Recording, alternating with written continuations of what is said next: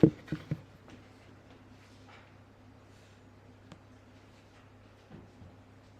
afraid it would be too short, but this way a good length.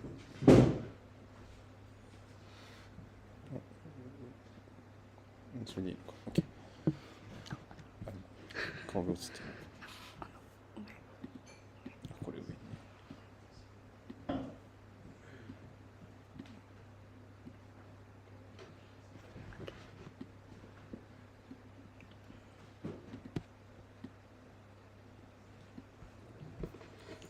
はい、Thank you.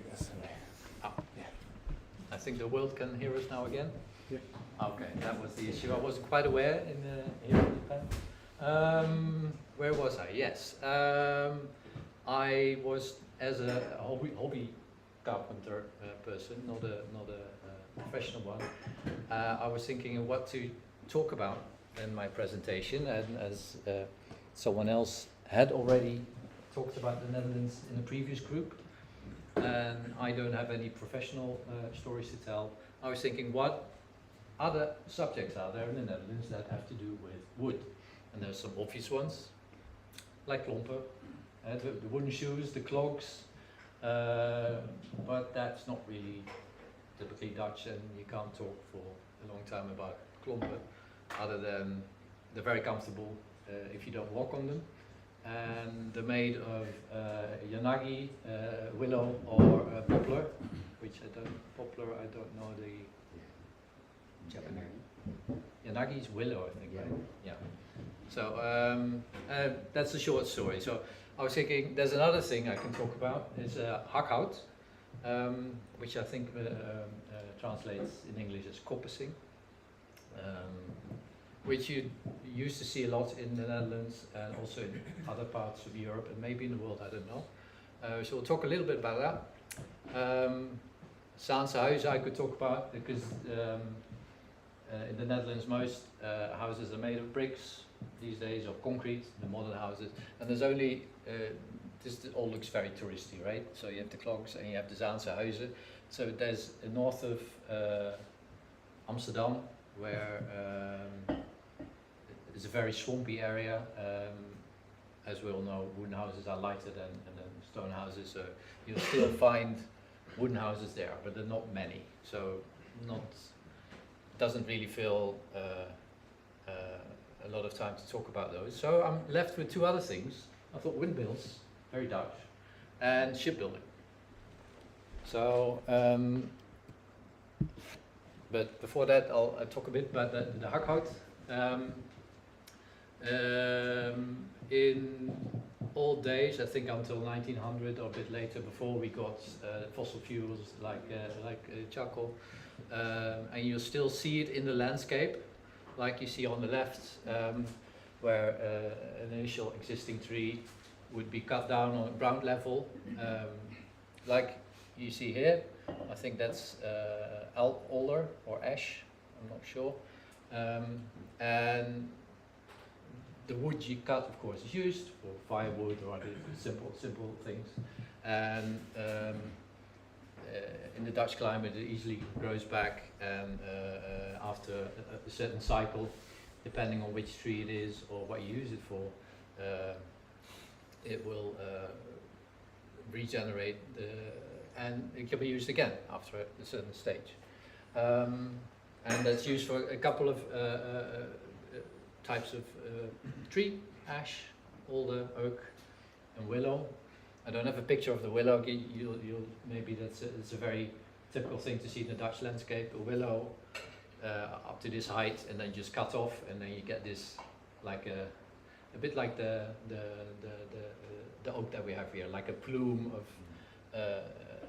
well, like these little branches, and they'll be used after a year to make baskets. And so a lot of what we would say the cultural natural landscape of the Netherlands traditionally would look a certain way because of this practice.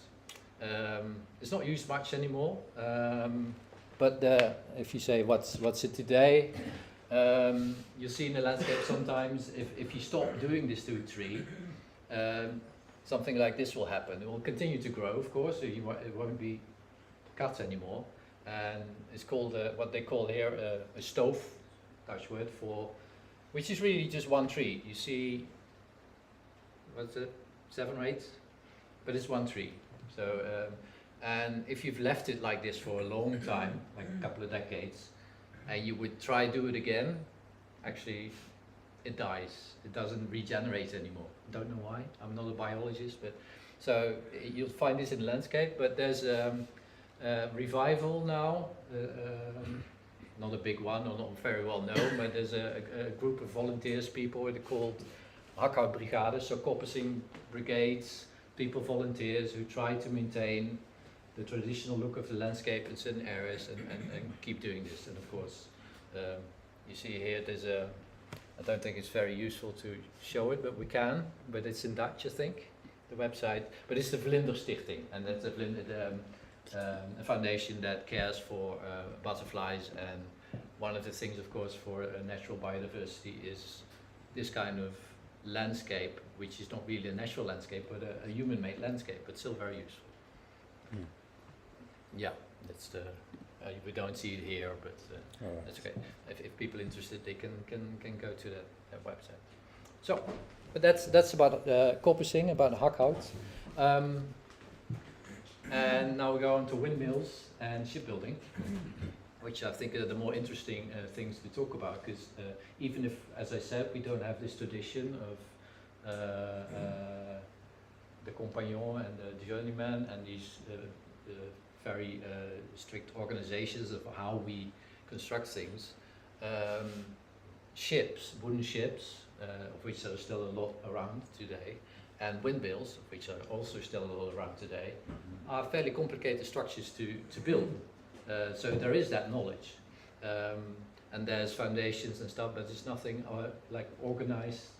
I think like the compagnon and the journeyman is almost a bit involvement of the government or on that level, and here it's, I'm not quite sure how it's organized, but there is only a few private companies. Yeah, exactly. Yeah, there's no overarching organizations, but the knowledge is still there, because many of them are still in functioning order and provide a function in society.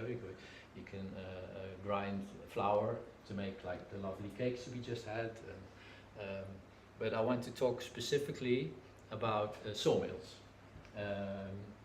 because that has an interesting historical story, which is also connected to the shipbuilding.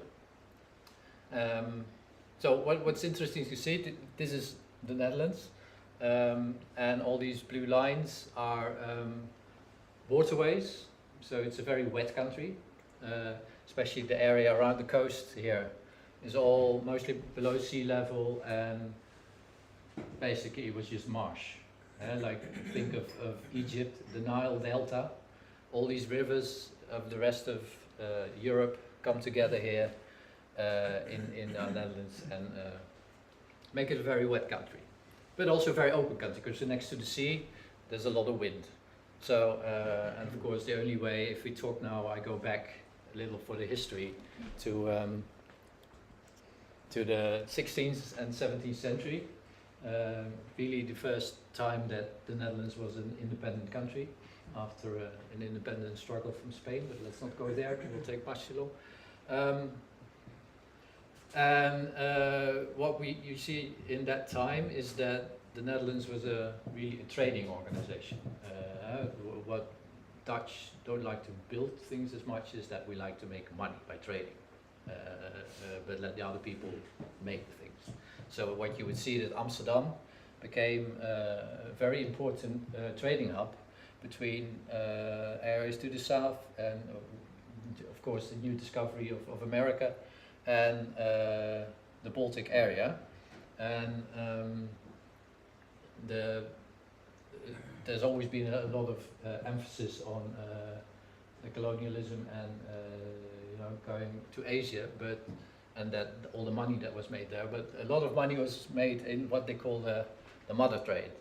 And so one element was that in that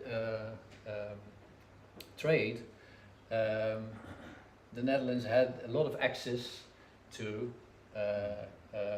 as you can see here, the symbols, wood, all the wood that come from the Baltic area, like oak from the Baltic states, and pine and other, also oak and then other very useful timber from Scandinavia.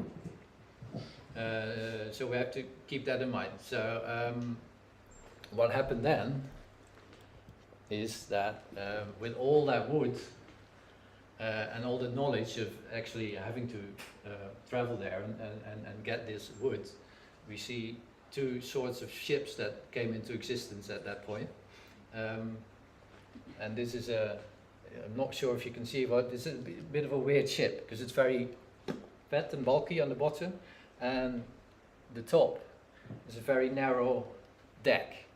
So the ship is very, it is of course a very thick ship, but a very narrow. And they had a reason, because if they had to go to the Baltic states, if you look back on the map, they have to go, oh, that's not the map, this map. They have to go through, past Denmark, and they have to pay toll. And how much toll you paid was determined not by the size of your ship, by the width of your deck. So that's why that one, the fluitschip, was right. And it's very bulky, because you can transport a lot. The other one, if anyone here has been to Nagasaki, Huis ten Bosch, you might recognize a certain ship style. There's the first ship ever that came to Japan. It was called the Liefde, ship Love. You might recognize that from the series Shogun. Anyone seen that? The Anjin-san arrives on a ship, and that's actually a Dutch ship. So this style of ship, it's called a retour ship, so a returning ship, and to get what there was in to return the stuff we trade from Asia and other areas. And the Dutch not only built these ships for themselves, but actually there was quite an industry in the shipbuilding that developed in that area, because well, we built hundreds of ships. You must remember that there was maybe 1 million Dutch people in a small country. So how could we build all these ships? We had the timber coming in, but there was another reason. I'll come back to this one. It's in the wrong order. So it's how did we get so successful in that, especially building a many and selling them all to other European nations to have their own fleets, and there was this guy on the left, Cornelis Zoon van Uitgeest. He looks rather distinguished in the picture, but he was only a farmer. He was, and there's not much known for him, but we know that he's from Uitgeest. Obviously, the people often didn't have a last name, because his name is Cornelis, and he was the son of Cornelis, and he lived in Uitgeest. So that we only after Napoleon we got last names, but we can blame the French for that. So he was, and he must have been a very innovative, intelligent man, because what he did was he saw, to begin with, he saw a mill in his village, from what we know, and he became the owner of that mill, and then he started innovating. And what he did, because a mill is a rotating movement, and if you're sawing, that's not a rotating movement. So he invented the crankshaft for mills. And you must remember, this is a time that we didn't have the possibility to make big metal beams. We'll see a bit later that that's now different. But all was made of wood, so he would make it, and under it we have these, there's all these, not very useful for you, but very like your German names for all the Hobel. You think, as a speaker of the language, think, oh, those are wonderful names. And here also things like Buifelaars, what is it, and Kruiwiel, and etc. But on the shaft would be a couple of zaagramen, so sawing windows, literally, in which big timbers could be sawn into planks, because the crankshaft would convert the rotating movement into an up and down movement, which we could use for sawing. And he earned a couple of patents for this, so he got recognized for his invention. And of course, you can imagine, with all the timber coming in from the Baltics, with all the wind that we had, and now a way to, on an industrial scale, produce timber and then ships, because that knowledge was also there. You can speak of one of the first industrial revolutions of Europe, and the area north of Amsterdam, where you had the same greenhouses that we saw, became enormous shipbuilding area and timber producing area. Not everywhere in the Netherlands, because there were back then there were guilds for sawing people, because before this invention, of course, and still we had the timber in, and there was a lot of people working in the sawing, like you also know in the Japanese traditional way that the wheelback saw is a lot of hard work, and they would try to protect their trade, of course. Didn't work everywhere, like in the Zaanstreek, north of Amsterdam, that didn't work out, but in other areas of the country, you won't find many of these sawmills. I'll go back to the shipbuilding a bit, and then we go talk about, because I messed up the order, and then we go for the rest of the look at this particular mill. But I was talking about woodship today, because of course I'm talking a lot about old things and things that happened, but also try to show what they're still available today. We don't build these big ships anymore, obviously, because there's no use for them.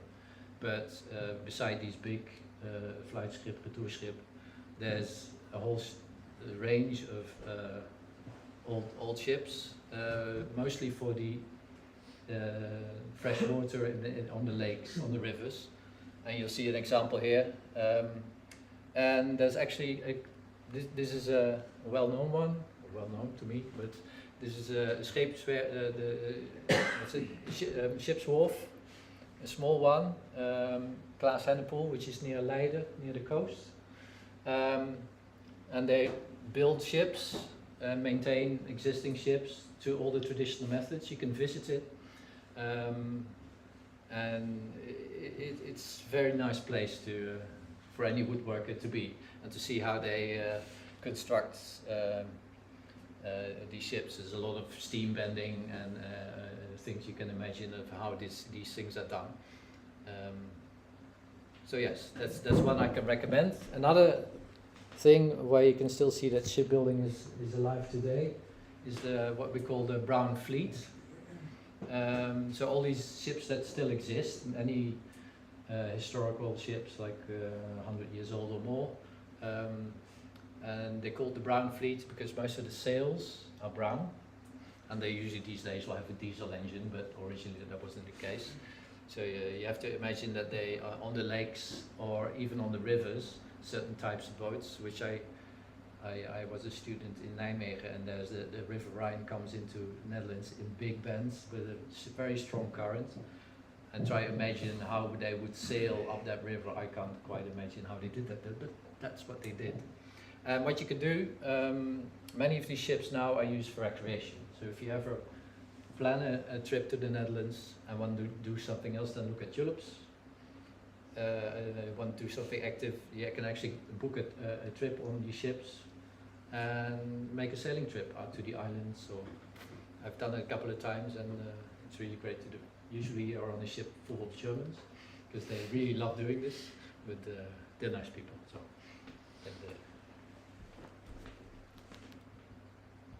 and now we go to the windmill. So this is in my city, and knowing that I had to do a talk here, I went there before I came here and made a few videos, which I hope I can show you, so to get a better idea of how a sawmill functions. So this is the one in it looks very rural and peaceful. Actually, there's a lot of big office buildings right to my right and behind me, and it's near the city centre. But the immediate area is very nice. It's used for weddings as well, but it is a fully functioning sawmill. If someone wants a piece of timber or have a tree, or trees that are blown over in a storm or cut down by the town council, they will always be sent here and processed. And every Saturday, it's run by volunteers mostly, and every Saturday you can go all the way up and see, if there's wind, obviously, see it in function. So, how does, you already saw that initially, that interior drawing of, you know, the wieken, so the sails, the forearms with the sails, turn a wheel and they propel the central shaft. And I have a video of that, and my lovely assistant Togo is gonna play it, I think. Yes.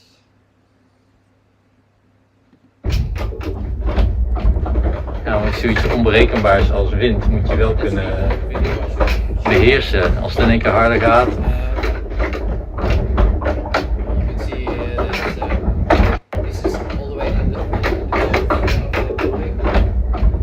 Nou, met zoiets onberekenbaars als wind moet je wel kunnen beheersen. Als het in één keer harder gaat.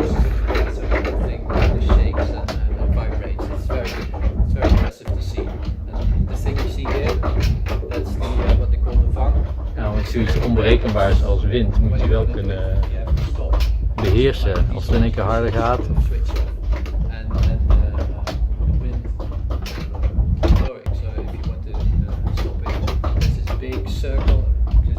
Nou, met zoiets onberekenbaars als wind moet je wel kunnen beheersen. Als het in één keer harder gaat.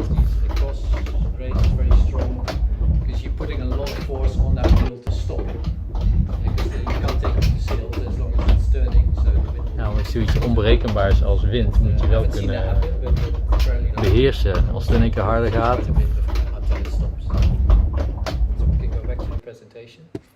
So now we still have that rotating motion that we don't want. And you see everything, everything is made of wood there. We have some reinforcements, of course, now with metal. But yeah, so that's very interesting how that all doesn't break down. Yeah, next one, please. I don't have to do it now myself, right? That's good. Here you see the.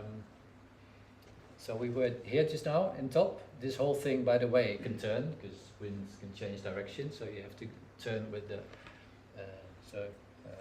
with the wind. So that this shaft connects to another.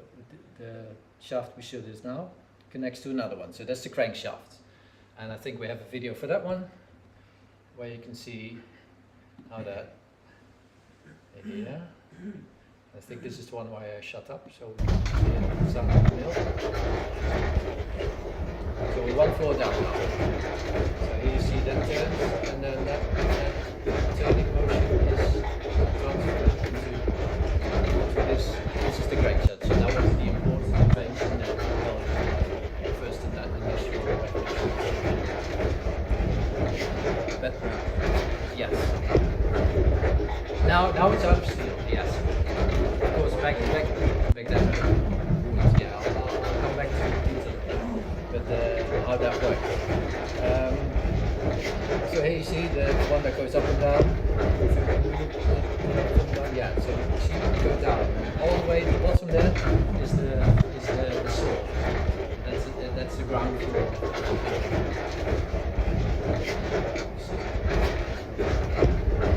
And you'll see that there's, you could say, why not, why is there not one on it, like one of these, but they always have three, because of the rotational forces, and the whole building needs to be stable, and each in a different angle, so that's maximum stability. So even if you're sawing just one, they will always be moving. So now we go some floors down again, and we go to the ground floor. And that's the business end, what we're all about.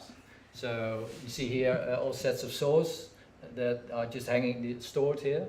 And this is the window. So on top here was that up and down movement. So this thing goes up and down, and it's not, you see these small little knobs.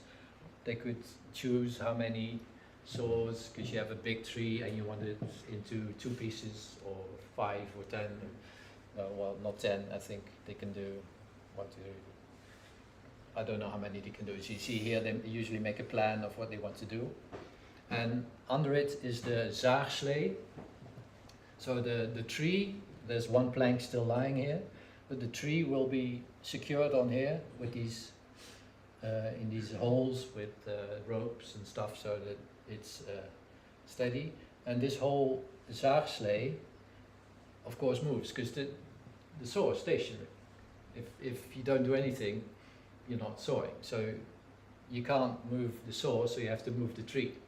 So this whole thing is propelled by a rather ingenious mechanism, the krabbelaar, the scratcher. So every, and we'll see in the video, if you notice there's this beam that goes up and down with the motion of the saws in the same rhythm. And every time it does that, this little hook here on this wheel, which has little teeth on it, picks it up and moves it along a bit, which eventually moves the tree into the saws at the speed determined by the wind, because the wind determines the speed. You have no control over that.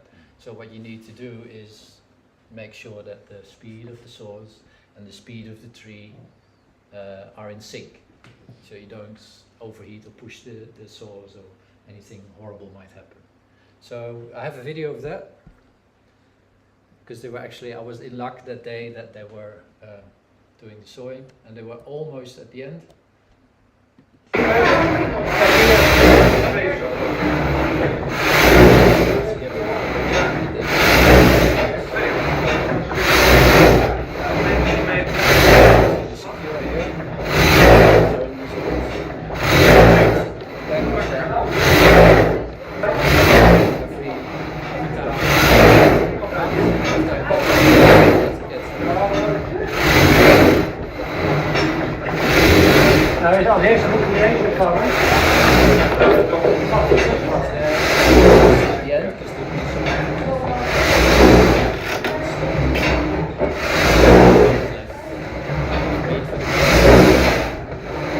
Sterk genoeg hoor. Ja, Alleen wel oud. ik ben zo'n schijf. Wat bang op de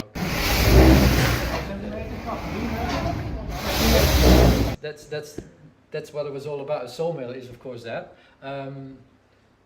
So it gets sawed inside, but next one. Yeah, we had all the. Now I can do it myself. So what?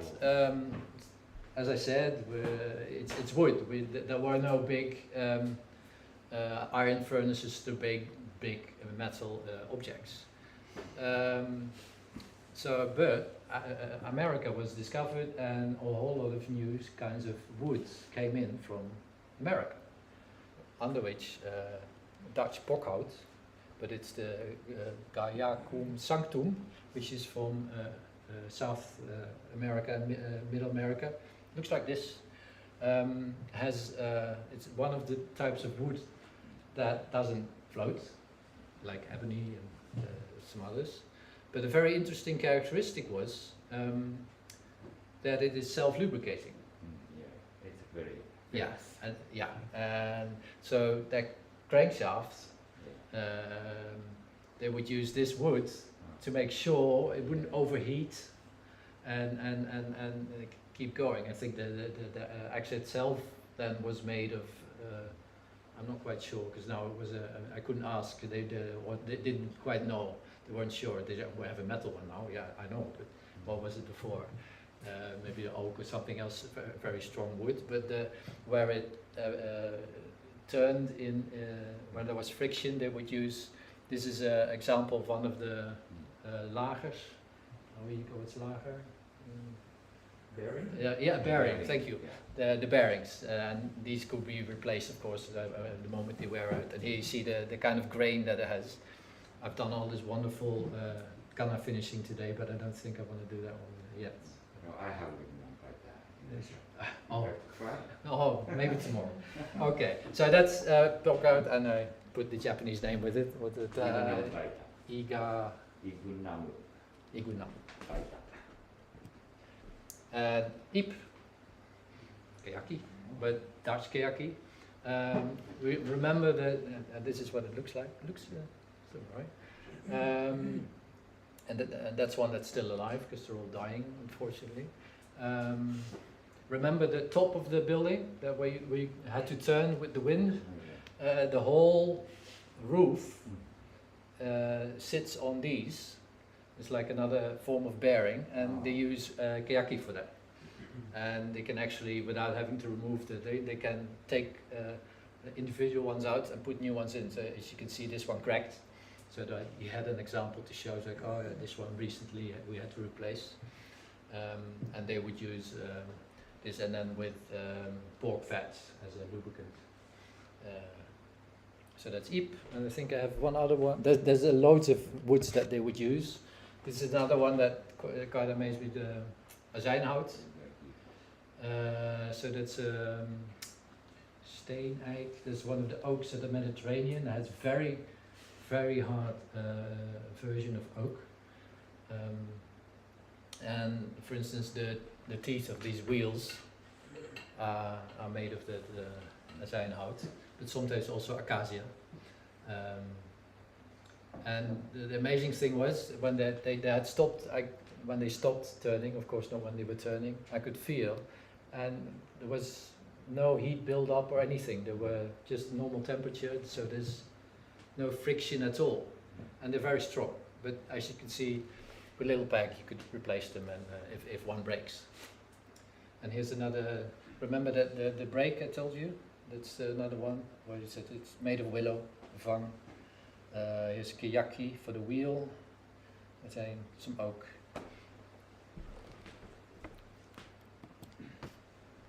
Oh yeah, and what they usually do, because of, you know, very wet country, all the water, the way to transport the water to the mills often just, because most wood floats, you just put it in the water and drag it along with a horse on the side of the canal, or and then it would be left for a couple of years near the mill. There's always a ramp up to get. They would, if the windmill's turning, they would connect a rope on a mechanism to pull it out of the water. But usually leave it in for a couple of years to water the timber. And I'm not sure if that's anywhere else where this is done. I would guess not in dry countries, but it has a couple of advantages, because you know the tannins or anything in wood will be drawn out and become much more stable wood. Normally the bark is still on, and they have to remove the bark after 2-3 years in the water. It just comes off, and resistance to pests is often a lot better. For instance, the Iep, the Dutch keyaki, if you don't do this, they would often have a woodworm in it after a while, and if it's wood that's watered, that often doesn't happen. So you always see a couple of beams lying in front of the mill. That's it. That's our mill. If you have a Utrecht and want to visit, I'll happily come along. It's always on the Saturdays. But thank you for your attention. Any questions? Arigato. We have one left, I think.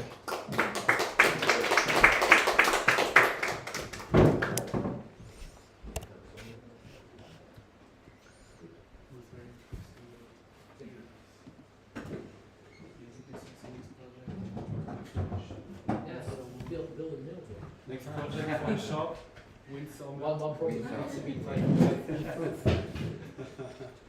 Typhoon-proof. Peter first. Yeah. Good. Thank you very much. So I hope your still comfortable on the beautiful seats for the last talk. We have a problem with the font. It's not supposed to look like this, but you can guess what it's supposed to say. I don't have too much text, so it should be okay. So we had a lot of interesting topics. I'm gonna focus mostly on buildings. First on traditional Swiss buildings, then just a little bit about some traditional crafts of Switzerland, and then finally about modern timber construction, mostly about sustainable construction methods that I find interesting. I'm not an expert, so I just talk about the things that I personally find interesting and share them with you. Now, as you know, Switzerland is a small country and mostly famous for its mountains. So in this map, it's a temperature map. You can see like the flatland here. It's pretty flat. And down there are the Alps. And what you can see really nicely in the temperature map is all the valleys. So all the valleys are these little branches everywhere that are red because they're low down and warmer. And you can also see very well the separation of Ticino, for example. That's the Italian speaking part, and it's not really connected through the rest. And this is historically very important. Nowadays we have a lot of tunnels. We have the most tunnels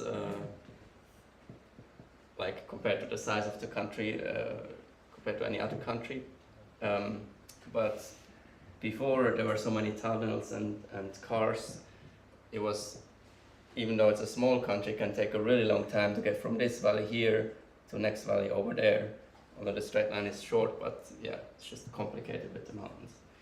And for these reasons, there is also a lot of cultural differences inside Switzerland. There are 4 different main languages, but even to this day, some people in some valleys I can barely understand because they have such a different dialect. Also, it's still a Swiss German, but yeah.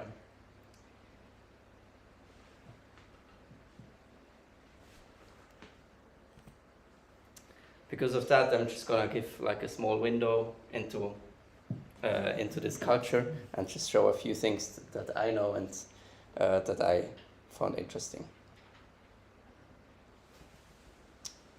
Nowadays, people mostly go into the mountains for fun or to do sports. And back in the days, that was of course a bit different. I will come to that later. And there are a lot of challenges for living in the mountains. That's me trying to dig out the solar panel on the Alpat. There's a solar panel. That's a small, very small solar panel, somewhere up there.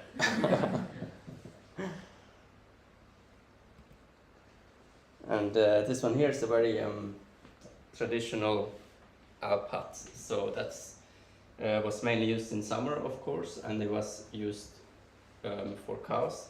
And it's kind of a classic layout. So in the front you have a small living area with a small kitchen and a sleeping living room. And in the back you have space for the animals. And you would go up there in the summer so that your cows mostly can be fed from the grass that grows higher up.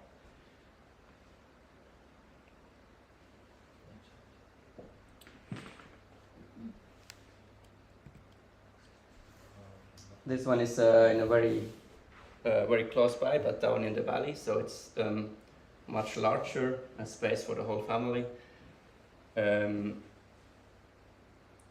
And usually also in the back you would have space for the animals in the winter time.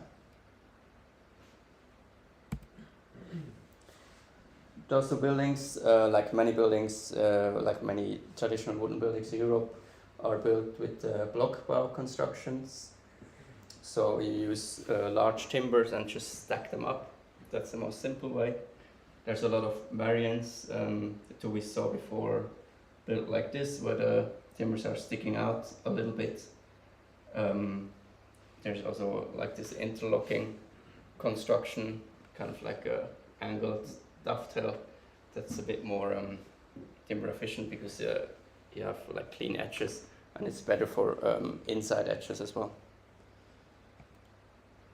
There are a lot of variants. In this one, for example, you have a lot of horizontal beams as well. That allows you to have more windows. This has quite a lot of windows for a traditional building.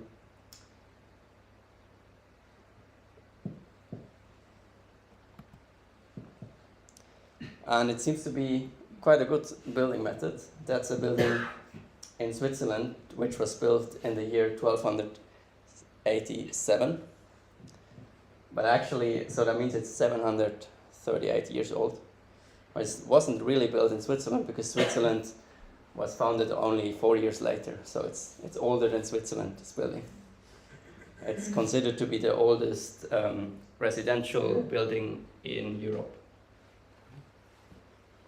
Wooden one. I think generally oldest residential building. Maybe people from other countries would disagree.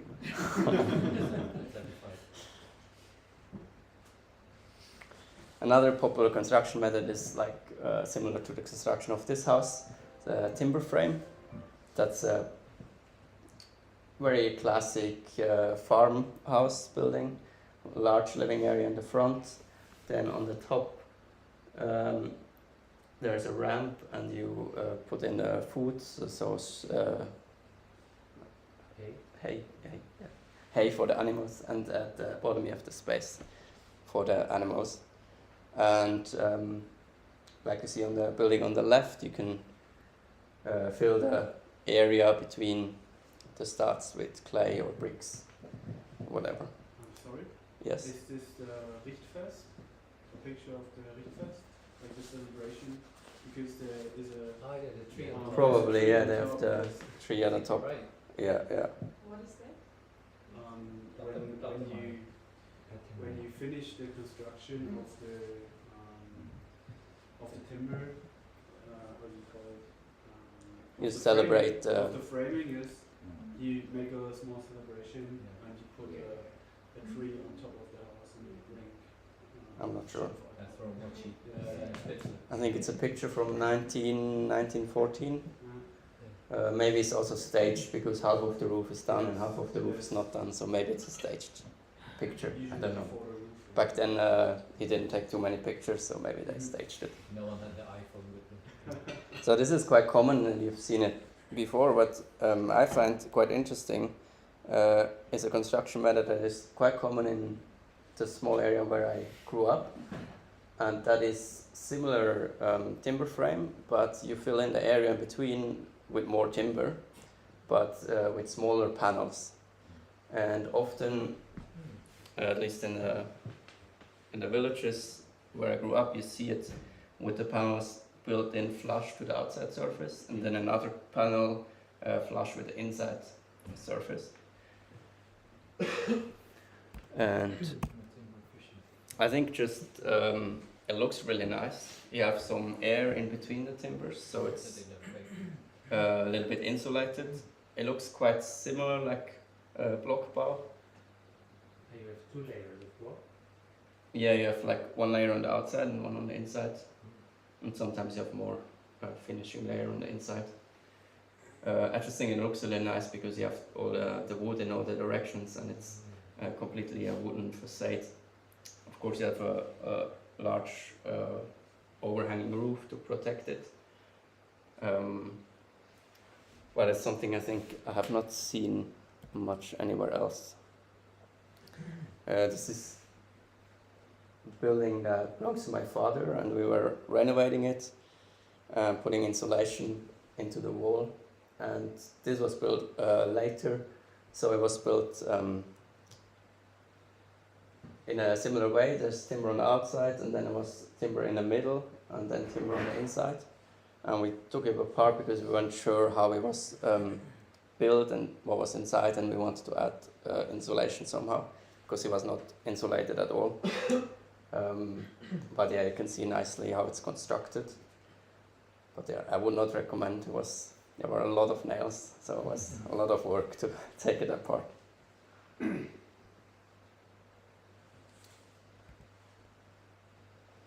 And just briefly about roofs. That's a very nice Alp hut. It's not for animals, it's just for mountaineering. So just a large sleeping area. And it's built out of rocks because they were very like a useful type of rock there. But the roof is beautiful. It's this beautiful wood shingle roof. Used to be very common. Unfortunately, it's just a lot of work and expensive these days, and you have to replace it at some point. But I always love when I see one. And this one has a lot of small details, and I really like the rounded edges. So now I just would like to share a few traditional crafts in Switzerland. Now in these mountain huts, usually the furniture is not very sophisticated because you build it with the tool that you have up in the mountains, and you use the wood that grows up there, which is spruce usually. So often they're quite chunky pieces. But there are a few exceptions. This one here is a so-called raff. This one is built by my grandfather, actually. And it's used to transport things, so it's some sort of backpack. That's attachment for like leather belts that you put over your shoulders. And it should be lightweight, but very strong, so it's actually built pretty well, I think. Then you have the back panel is mortised, so through mortise, and you can use that to attach things as well. And there is also a variant where you have a second platform over your head, so you can put some of the weight on your head with like a pillow, and then it can be used to transport all sorts of things. Of course, classic is a cheese, or she carries 2 cheese rolls. It's not very comfortable, but it works for sure. You won't go hungry. And then that's one of those special things that only exists in one specific valley in Switzerland. And these are these wooden masks. So there are still a few people that make them, like handmade, and all of them are a little bit different. It's a very creative work. They just try to come up with new shapes and faces, and they're used at the end of winter, I think end of February in that case.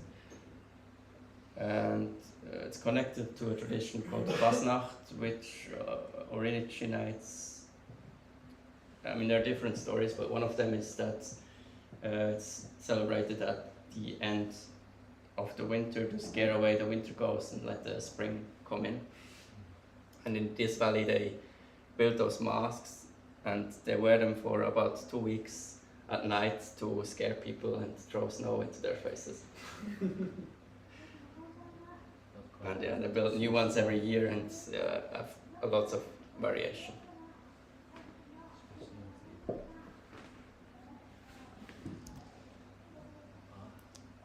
Lastly, of course, I have to mention the Alp horn, very traditional instrument in Switzerland. The instrument itself is basically just a horn. You have like a trumpet, but you don't have any finger holes or anything, so it's just a horn. Just this specific shape is very traditional for the Swiss Alp horn. And it's also a traditional craft.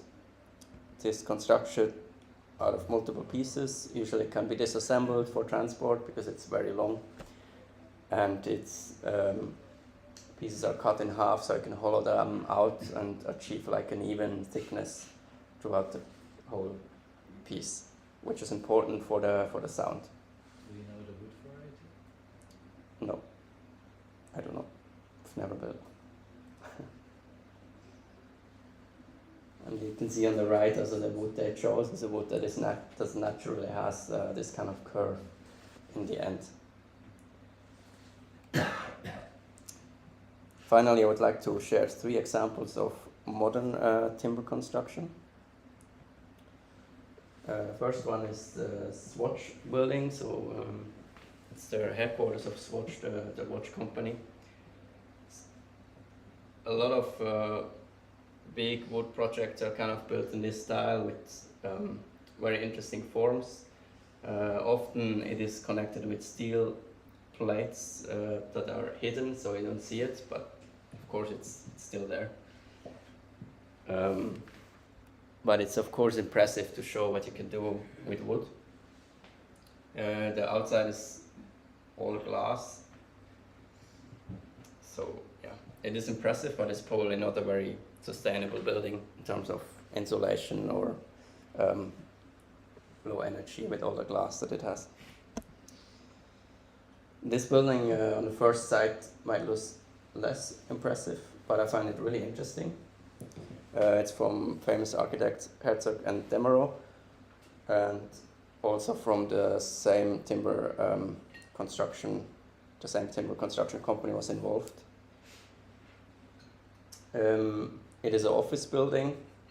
On the outside you can see mostly the solar panels on the wall and on the top. And I think it's special because it really is a sustainable building, I think. Companies, of course, claim that about almost every building these days, but I think this one is really quite special.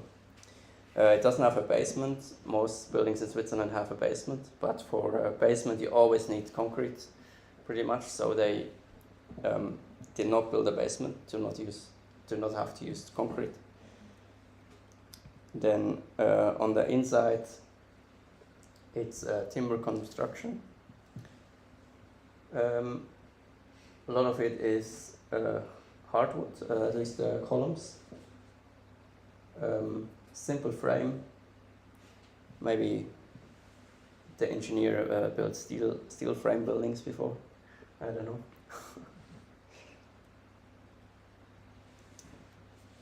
That's a picture. I was able to visit it when it was still in construction. And yeah, you can see the timber frames, and you can see a little bit off the wall. So on the inside, below the windows, they have finished it with clay walls, so dry clay panels that you can install. And very interesting is also the ceiling. You can see the brown things in between the beams is also clay. That's a cross section of the ceiling. So they built it upside down. They have these timber beams which have a slight angle, as you can see. And then they hammer down the clay inside all of these beams and then turn them upside down and put them into the ceiling with a slight hollowing so that it doesn't fall down.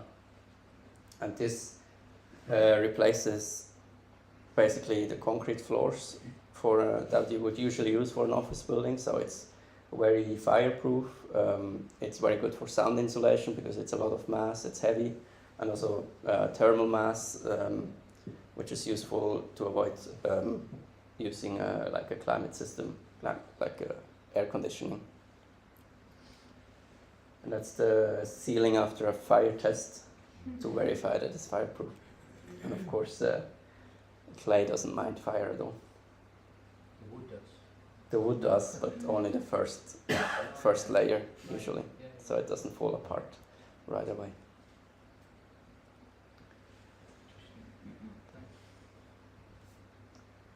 Finally, also a building method which is not very new, but I think it's very interesting and would like to see it more. I think this picture is about 10 years old, and it's a load-bearing straw bale construction from the architect's Atelier Schmidt. So we have these huge straw bales. Basically, you just put them on top of each other. And what is special in this case is that you don't have a wooden frame. So you build up the walls with the straw bales, and then you just put the next floor on top, and the straw bales itself will be load-bearing. So the building's really sitting on the straw. And they built that up, I think they did up to 4-story buildings. I'm not sure, 3 or 4 stories. in which case the lowest floor is gonna compress up to 30 centimeters. So you have to factor that in the construction, of course. But once it's settled, it's very strong. And then you can finish it on the outside and the inside with clay. The straw takes clay very easily. Yeah, I think it's great because it's a very simple construction, but it's of course very well insulated. The walls, because of the load-bearing capacity, they need to be 1.2 meters thick. So that's, yeah, it's a lot. It's a very thick wall, so it's probably not ideal for like dense urban construction. But I think otherwise it's a very interesting building method and very sustainable. I have a question. Yes. The straw inside does not rot because the clay keeps away the water, or because it doesn't fall apart after a few years, because I'm not sure how the straw it rots potentially.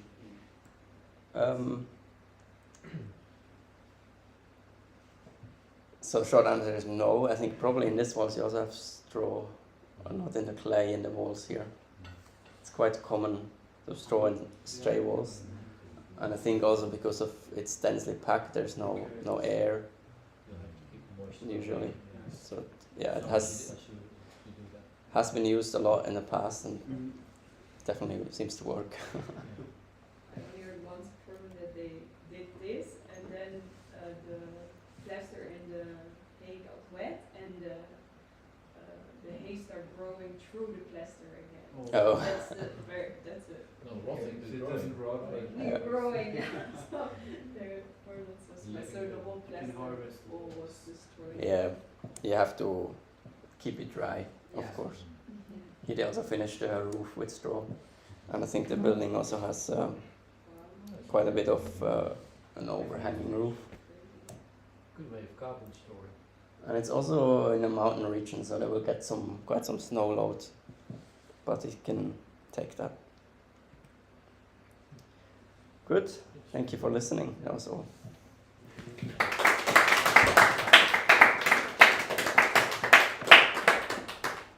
Questions?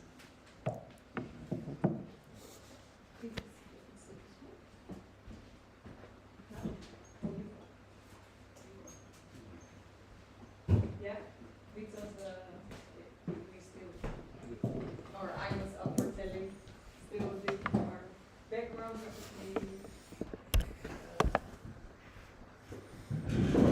we do some things with wood. Can it be connected to my laptop, or is this laptop? どうだろう Lose the connection. Ah, yeah, so Yeah, it's- this is better if you can send it.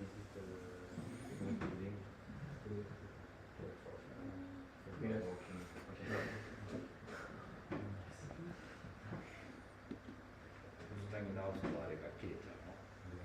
そうですね、画面配信で見てる人がクリアに見えないですね。そうですね、それでも。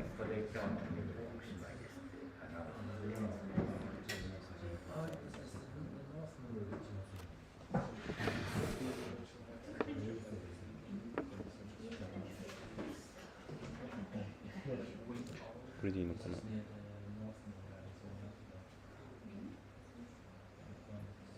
いいのかな。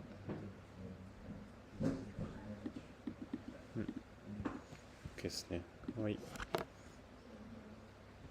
じゃあ、Thank you so much, everyone. The Wood Culture Talk night for today is over. Thank you so much. Bye bye.